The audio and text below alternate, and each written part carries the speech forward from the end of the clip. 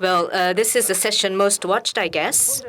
Let me begin. In Japan, it's been about 150 years since the inception of modern horse racing, approximately 100 years since the enactment of the horse racing law, which marked the beginning of the horse racing betting, and around 50 years since the JRA advocated for the development of strong horses that can compete on the world stage.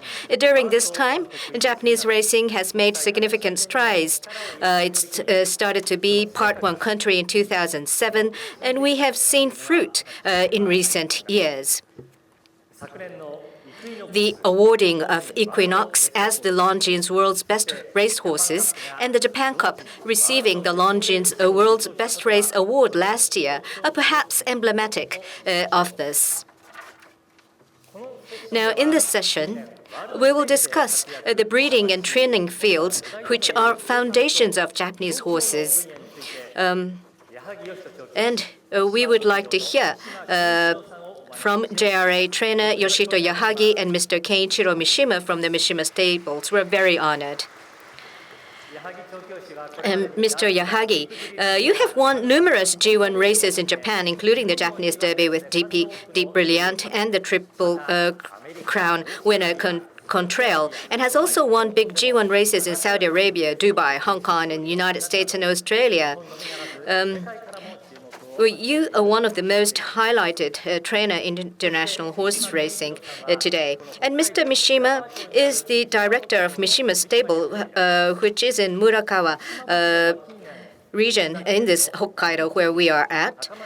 And in recent years has sent out top horses in Japan regardless of turf, dirt, or distance, such as Danon Kingsley, Yasuda Kinen, winner, Fast Force, Takamatsu Nomiya Kinen winner, Meisho Haruyo Teo Show winner, and the Royal Tenno Show Spring winner.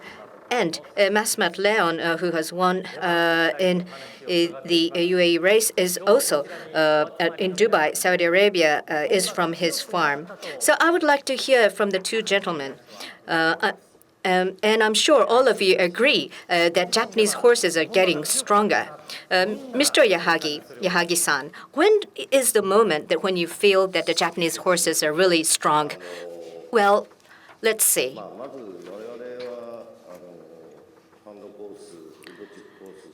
For hand course, tip course, we're very blessed with the facilities. We have very good facilities to train our horses on, and we are very thankful to JRA for that.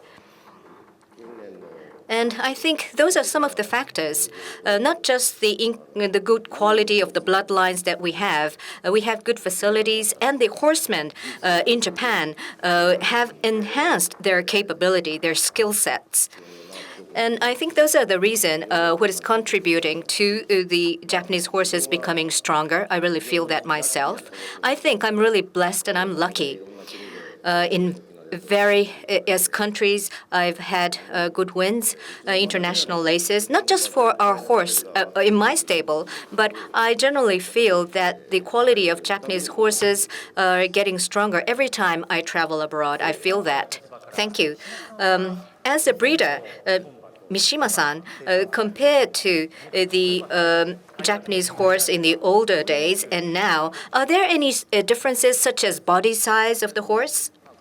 Well, myself, I've been raised in the farm since I was a child, and the Japanese horse, well, we couldn't really compare with the international horses at that time.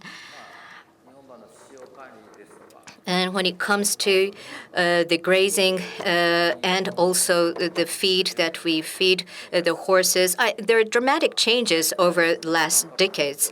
In Japan Cup, when the international race or the mingling started, I always wondered at that time, would there be a day when Japanese horses can win those races? That's what I felt in my first impression. But now, with the feed management, Japanese horses' body size is now getting bigger. Looking at the stallion, we were dependent on imported stallions. That was the breeding in Japan. But now, we have domestic stallions stallions born in Japan, and we get a very good foal crop out of these stallions. What do you think about that? Yeah, you're right. We would have to improve the bloodline. Otherwise, we won't be able to breed horses that can fight in international races. And that's why all the farms had been working very hard. And Sunday Silence came to Japan. And I think that's one of the trigger that allowed Japanese horses to compete outside of Japan. And those horses who are active in the Japanese races have now become stallions, and those foals are now becoming more active. We have this very good vicious cycle. I'm really happy to have this. Ms. Ihagi-san, Sunday Silence came to Japan 30 years ago, and the impact of Sunday Silence was quite big. Isn't that right? Yes, you're right. Sunday Silence, before and after Sunday Silence, I think we can actually divide the era before and after Sunday Silence. There's been tremendous change. And Sunday Silence bloodline, weather-wise, or actually, no, temperament of those horses were quite difficult to control, but jockeys were able to control. And in that sense, Japanese horsemen's skill actually enhanced by being able to control those kind of horses with that kind of temperament. Sunday Silence and stallions. Many Japanese breeders actually made big investments so that they can use those stallions to cover their mares. And now we have such high-quality horses, and that really changed Japanese racing. You would have to raise those horses in a good manner, otherwise you won't get good performance. How about the training facilities and the mindset of the people? Any change? Yes. Just to give you some examples, in my stable, initially, we were doing hunt training because that had less accidents or breakdowns. But over time, things changed. And for turf, dirt, we have horses that can run on all sorts of track, and we actually train horses on these tracks, on different tracks. And there are two reasons for this. When we travel abroad, it's not a wood tip course. We would have to train in various tracks. So every year, the training technology has becoming more sophisticated, and physiotherapy and physiology of horse is also evolving. We cannot be left behind. We have to catch up with all these advancements. So those who use these training skills would have to be adaptable, you're saying. Yes, you're right. I'm a trainer who doesn't really give much instructions to our staff, and our staff actually think by themselves in giving training, and I think that actually helps to grow our staffs. You said it's post and after Sunday Silence. We can actually divide the eras. But now looking at these horses, what are the big major difference of recent horses compared to the older horses? They're more smart in many senses, I would say. Training and racing, compared to the older days, they're more clever, elite. They can perform to their best of their abilities during races, I would say. And I would like to ask Mishima-san, in Hokkaido, summer you have relatively cool weather, but winter there's lots of snow. It's so cold, and also there's not much flat land in Hokkaido. When you compare to the overseas other major horse breeding areas, that could be disadvantages. But Mr. Mishima, what kind of ideas are you employing in breeding? Right. When it comes to my farm, in the wintertime, minus 15 degrees, so it is a cold weather place. And we have to pay attention to horses' conditions. And at the same time, compared to the past years, when it comes on to the production, and then the time has been front-loaded. So how to preserve the condition is supposed to be important. We have to do it in earlier, in a faster way. And then we also are weaning and how the smooth growth and can be ensured. The body conditions and should be maintained. And then at nighttime, in the wintertime, there would be some sudden death. But we have to free them on the grazing ground in order to keep their health. At night, grazing at night, I think that was a approach that was not taken in the past. As far as our farm is concerned, Shadai Group Farm at North Hills, there's the predecessors, and we listened to their stories. And after 2000, we introduced grazing at night. In my child days, the horses were valuable, so we were told not to let them graze at night. And that was how the management was done. But these days, how to make them stronger. And that is, there's an approach that is changed. Mr. Yahagi, Hokkaido's weather and the climate and the conditions, how do you see them in Hokkaido? Well, from the viewpoint of the Japanese geography, thoroughbred production requires vast land. That is a precondition. Therefore, I think the condition-wise, it is difficult.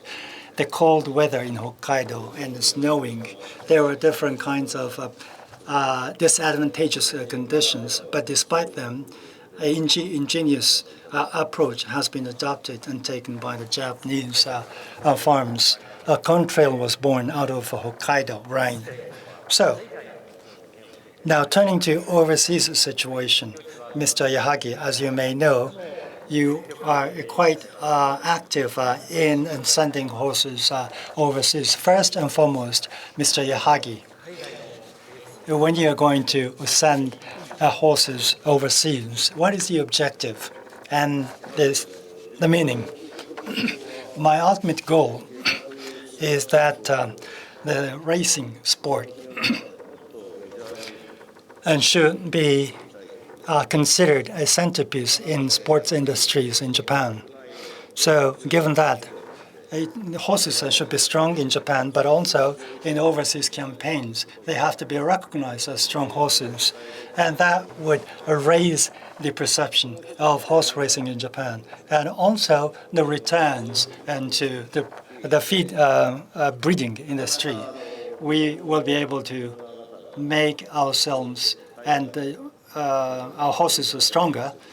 Sometimes we have to see the opportunity that overseas people will be able to come over to Japan and to purchase Japanese-bred horses. Having listened to your story, how do you feel, Mr. Mishima? I think Mr. Yahagi has been quite active in overseas campaigns and delivering positive and wonderful results. I think given that fact, that campaign has raised the value of Japanese-bred horses. I think we have to breed horses and so that we can respond to those expectations. And Japanese-bred horses are in big races overseas. And then there is the wagering is done, and so I think that it gives the importance of those farms. How the races are going to be selected, and what kind of horses are going to be selected for overseas campaigns. What are the determining factors? First and foremost, I think the race and the horse in question, for example, Classics or the Prix l'Arc, Triumph, and Cox Plate, there are different racetrack conditions. So what is most important is determine whether that horse is suitable for that condition. The next thing I would like and to point out is that the passion of the overseas operators, if they are really interested in our own horses, to be invited. That kind of passion will definitely drive my mind. The overseas campaign expenses are supposed to be borne by the owners and sometimes invited. Are they going to be? Are they also important determining factors? After the pandemic, the airfare has risen sharply, so the transportation cost is so high. Therefore, whether we can rely on subsidies or not is going to be crucially important. Therefore, I think we have to increase the number of races, and that can be open to overseas bidding. And if they are going to be done in that way, we will be able to create a win-win situation. That's what I would like to ask. Understood. Thank you very much. Mishima-san, you used to work in a farm in the United States. In those days, the American horses, they entered the big races in the U.S. And the Japanese horses today, are they almost equivalent to them?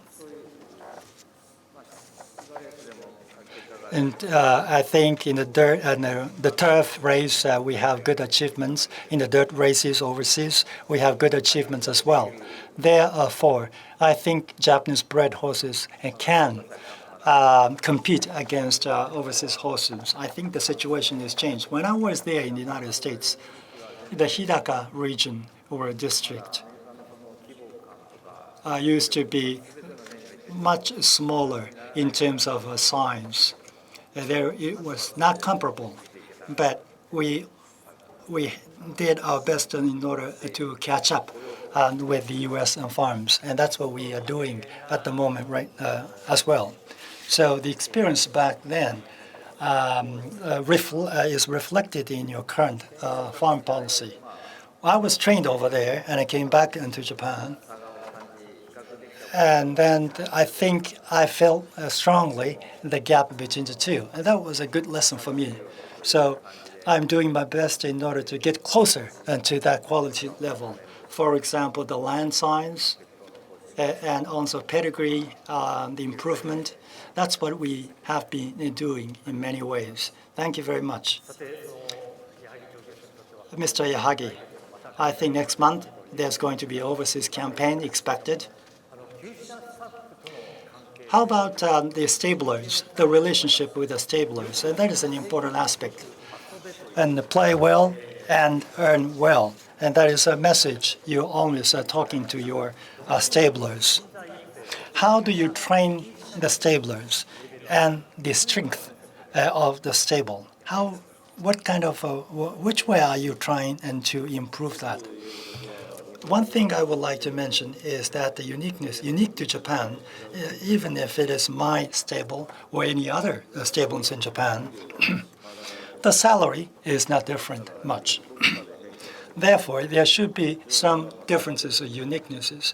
And what is most important is the horses can earn, but at the same time, there should be benefits and fringe benefits that should be offered. And the playfulness should also be offered. That differentiates ourselves from other stables. That will lead the stablers and to take pride in their own work. I think when the trainers who are not give too much instruction will give the opportunity for the stablers and to think on their own. I think there are different things that they have to consider themselves, and therefore, on a day-to-day basis, I would always encourage them to think on their own and take necessary actions. I think sometimes some actions would not deliver any results and result in any accidents. After that, how are you going to communicate or talk to them, to that particular staff or stablers?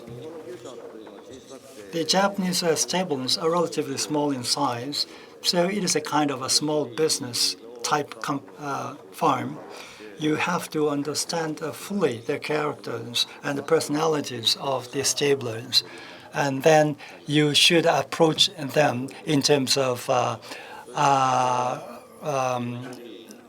advising them. They are all different.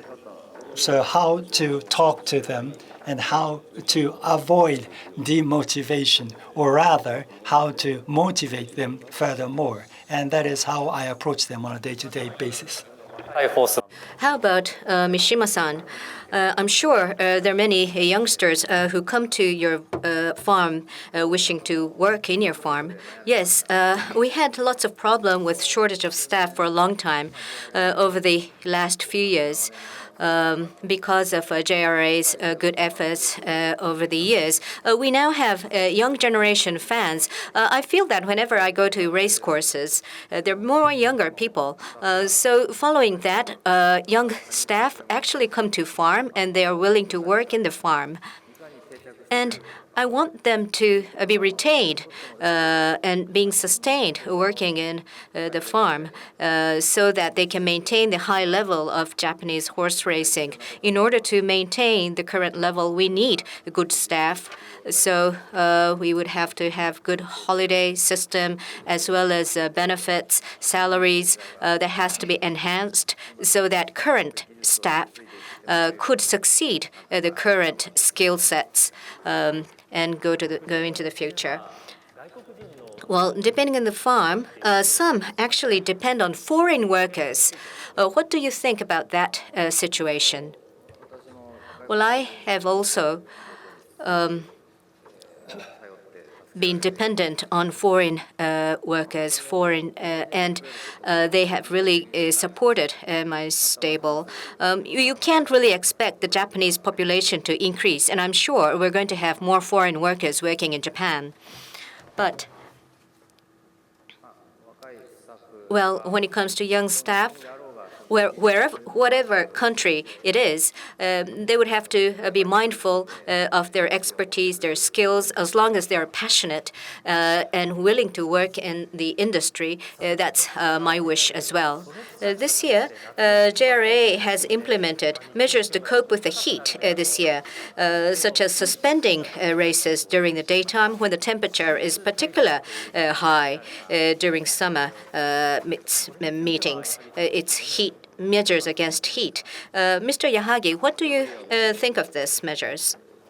Well, after taking the rest, starting the last race around 6 or 7 p.m., compared to those who are running racing in the daytime, I think those running racing in the evening time seems to be more relaxed. But I think the measures are still not strong enough. Those on the field, when we go to the paddock, actually we want to change the time, the meeting time at the paddock, or the length before the starting time. This is a big burden for both horse and people. So we need to see a further improvement. We need further step for better measures. Also, I'm sure you have felt the weather here in Sapporo. Hokkaido race meetings should be increased. That is the general feeling on the ground. Also, the places where the race takes place, and also if you have to race in hot weather, Mr. Yahagi, do you have any good ideas or any creative ideas that you're employing? Well, now internet wagering is quite popular. So you could actually go to Hokkaido, Hakodate. We have 2 race courses here. So we could actually have all the races here in Hokkaido. I mean, that might be extreme, but I think that's the environment that we're living in. I have this sense of urgency. So for heat measures, looking at it as breeders,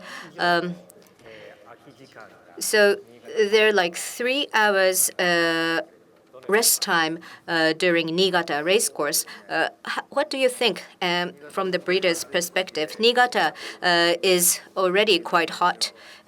Jockeys and the stable staffs, grooms, and of course the horse themselves are really suffering from these heat.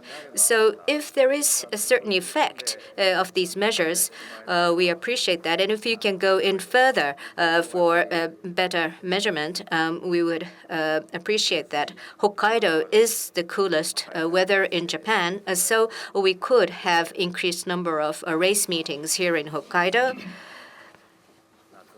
So during summer, summer is not going to get any cooler in the future. We want safe racing. That's our hope and wish. Yahagi-san, horse racing is supported by fan and heat measures. This will be win-win measures for both horses and the fans, right? And I think that's necessary. Yes, taking lunch breaks. I'm not sure how the fans actually received that. We want to hear more opinions and feedbacks from the fans. And if they appreciate it, we could actually prolong these rest times. We could actually research what kind of behaviors pattern these fans are taking during the lunch breaks. And maybe we could bring in something which will make it more enjoyable for fans to enjoy during these rest times. And Rito in Shiga Prefecture, where there is training courses, the heat is quite extreme during summer. So the summer management and care of horses are becoming even more important year after year. Isn't that right? Yes, you're right. Compared to the days before, the training has to be speedy, shorter time. So we start 5 a.m. training on weekdays. We could actually start earlier. From 8 a.m., the temperature starts to go up. So we want to finish training by 7 a.m. Looking at efficiency, we are implementing speedy training. So on hot days, like 8 a.m., it could go to 30 degrees, right? Yes, you're right. It's even hotter than that. So you would have to manage in that heat. Mr. Yahagi, you went to Hokkaido and Sapporo. Actually, you now have Makari Summer Stable was opened last year, and it's stable for your horses, for who will race in the Hokkaido summer meetings. Can you please give us your views and can you elaborate on this? Well, it's a very small farm. It's a very small facilities. It's nothing that I can really introduce to the members and the audience in this floor. But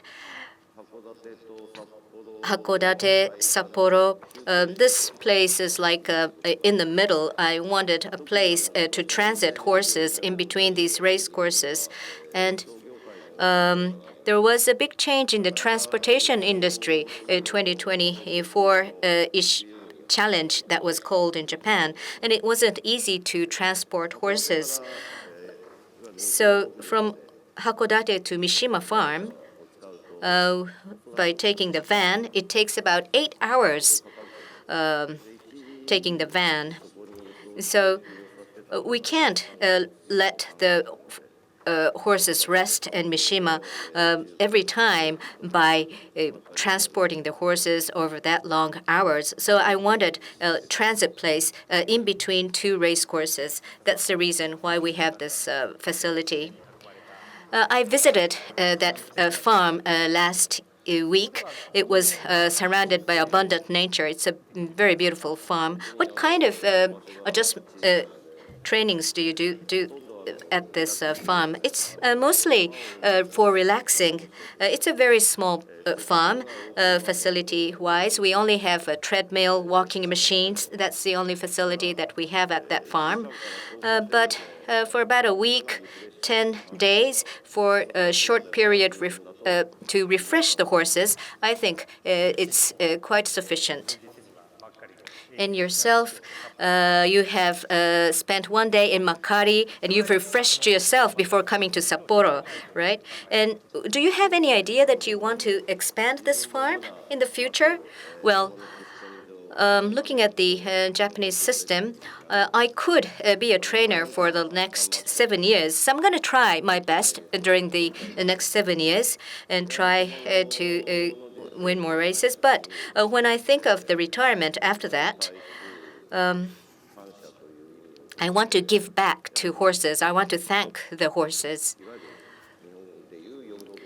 So I want to maybe establish a retirement farm for horses, for horse welfare. I really want to be more proactively engaged. So if I could do that in this farm that we're talking about, that's one of the idea that I have. Yes, horse welfare, that's becoming a key interest and a buzzword for the international horsemen. What is the trend in Japan? Right. I think most recently, finally, I should say, it has gained attention fully. And a lot of things have been discussed, and some of them are put into action. Globally, still, Japan is behind the world trend, so horsemen should take the leadership in discussing the welfare of horses. Thank you very much. With regard to this topic, I would like to ask the same question, Mishima-san. In Hokkaido, there are farms for retired horses, many of them, and retired horses and welfare horses. What's your take on this topic? Right, around the world, in order to maintain horse racing industry, the welfare of horse should be reinforced and strengthened, and that is going to be a crucial issue for the survival of the industry. And at the breeding places, we have facilities for horses' second life. There are some issues regarding funding. Therefore, I think we are now seeing the emergence of an organization that can be involved in that. The breeding industry will also be proactive in getting involved in that kind of initiative. Thank you very much.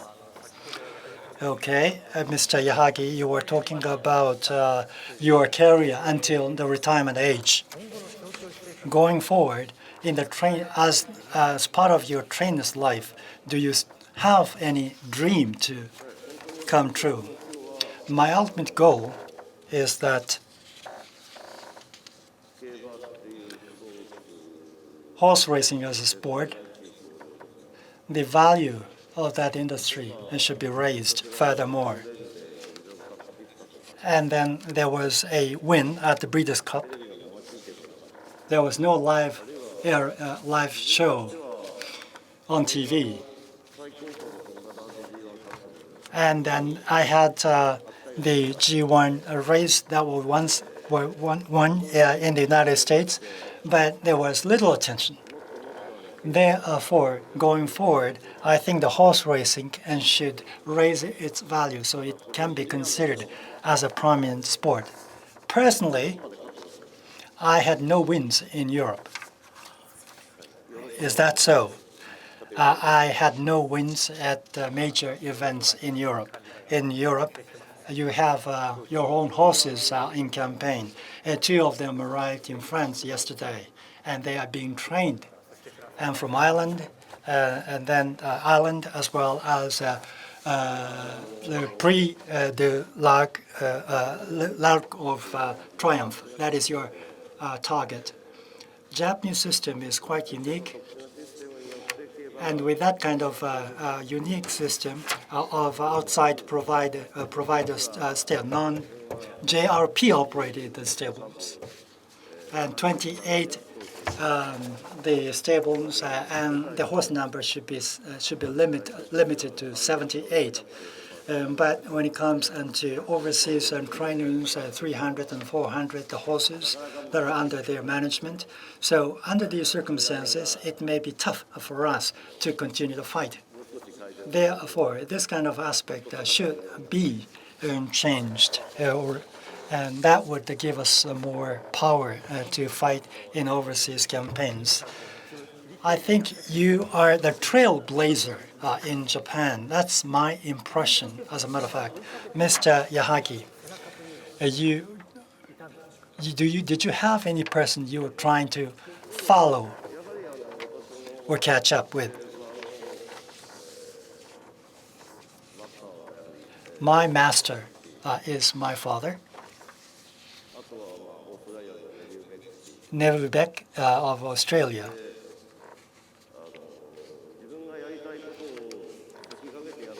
And then in terms of doing what needs to be done, Mori Hideyuki-san, which is my senior, the trainer. But that said, I think I have to go my own way, and I did so, and I'm proud of that. Mishima-san, horse racing in Japan needs to further develop, and Mishima Farm, and then breeding industry. What is going to be the role that is played by the industry? How do you see it? I think Japanese bred horses are competing in major races overseas. So this trend should be maintained, and how to secure talents and how the welfare of horses should further improve, including them. We need to offer attractive races, and that would expand the basis of fans. And we have to take steady efforts toward that goal. Demographically, the population is declining in Japan. And on the other hand, I think the younger generation should be accustomed to horse racing. Without that, there's no future. And then, Mr. Yahagi, any message to the younger generation? Japanese horse racing is of good quality from the viewpoint of the world industry. The content, horse racing content, is quite attractive, and I believe that young people will be able to enjoy the life by spending their life in horse racing. That's one thing. And in addition to that, I think we have a less number of female workers in this industry. So I truly hope that the young women will be able to join our industry. That's my strong wish. I think, Mr. Yasaki, you are a good messenger. So you are going to lead the efforts. Well, I am not preferred by women, I should say, but with the demographic decline in Japan, I think the women's the participation is extremely important. And then with them, I do believe the horse racing industry, including the breeding industry, will be viewed more attractive. What about the ratio of men and women working in stables and farms? The female ratio is extremely low. But these days, the equestrian clubs are now having more female students at the universities, and we are witnessing a gradual increase of women. Maekao-san, who is going to open a farm next year. So going forward, we are expecting more women to come in. I think that would also help reinvigorate the breeding industry. I think, Mr. Yahagi, you are known as Mr. Yahagi worldwide. So going forward into this fall, that I hope that you will be able to send winning horses not only in Japan but also overseas. How do you respond to this kind of expectation? The trainer's job, or the primary job, is to keep horses safe. And then, in addition to them, with good results. The horses of Yahagi stable, and also the horses at Nimishima farms. And if they are going to win in overseas races, and that would let Japan more known into the world. Thank you very much, Mr. Yahagi and Mishima. Thank you very much for your participation.